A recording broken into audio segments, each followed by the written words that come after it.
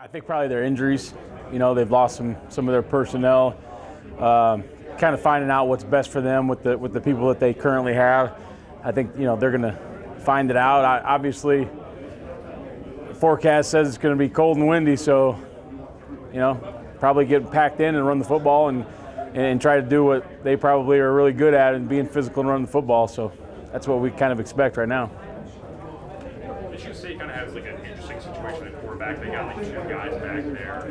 When you see that, how do you prepare for something like that game, knowing that you might be seeing quarterback? I mean, with their two guys, it's kind of what plays they run. I don't know if the skill set's completely different. I think they're both do a good job running their offense.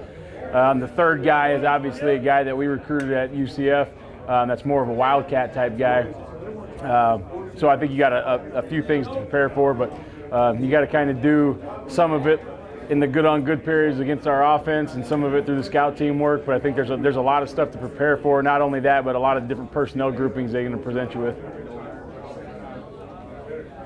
You guys have some seniors on this defense that you've said a lot of good things about their role in kind of establishing the culture.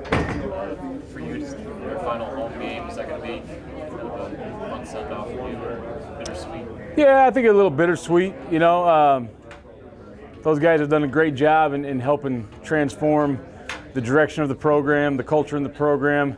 Setting the stage for what's to come in the next few years, and they understand that, but it's going to be kind of bittersweet to have them go the last time without them experiencing what they created. I hope they're back forever. I hope they feel like they can come back to any time, to any meeting, to any practice, to any game, and be part of this team, because they're always going to be part of this team no matter where it goes. I think it's going to be really good in the future, and I hope that they realize how big of a part that they're going to have in that.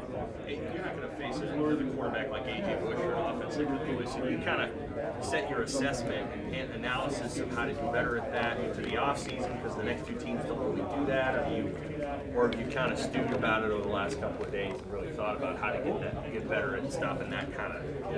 Yeah, I mean, you gotta prepare for the week ahead. Obviously, like we talked about, I think before you got over here, they got a kid that can do that, a guy that we recruited at UCF. So you got to be ready for it. And we get some work, obviously, against our offense, against Adrian and Noah, doing that. But it's going to be a small chunk for right now, and then the bigger portion is going to have to be in the offseason when we can really sit down and see what personnel we have moving forward and how to best take care of that. Do you feel like the run fit stuff is the issue, or what do you think is the main thing? Yeah. For, the guy they've got at Michigan State. Well, last week, obviously, a lot of run fit issues, a lot of eyes in the wrong place, which happens, when you're facing that's triple option. You can say whatever you want, but that's triple option. I mean, they did a good job running that offense. There's a lot of things moving around, a lot of reads. Disappointing part is guys' eyes were not where they should have been. Many easily correctable issues, and then we got to tackle better.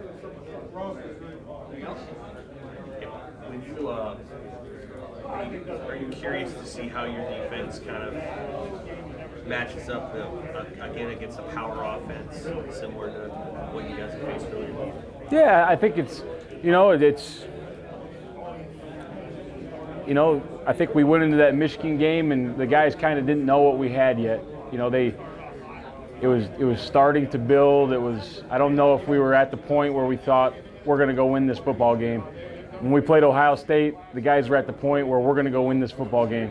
And I'm anxious to see how it'll carry over, just the attitude and the energy and where we start the game as opposed to where we started against Michigan, how we defend this thing right from the whistle. If we can shut it down a little bit and make them do some other things, or if we're going to be in for a fist fight all day. But it's going to be exciting to watch. There's been a big stress on forcing turnovers lately. You guys have done a pretty good job of forcing them.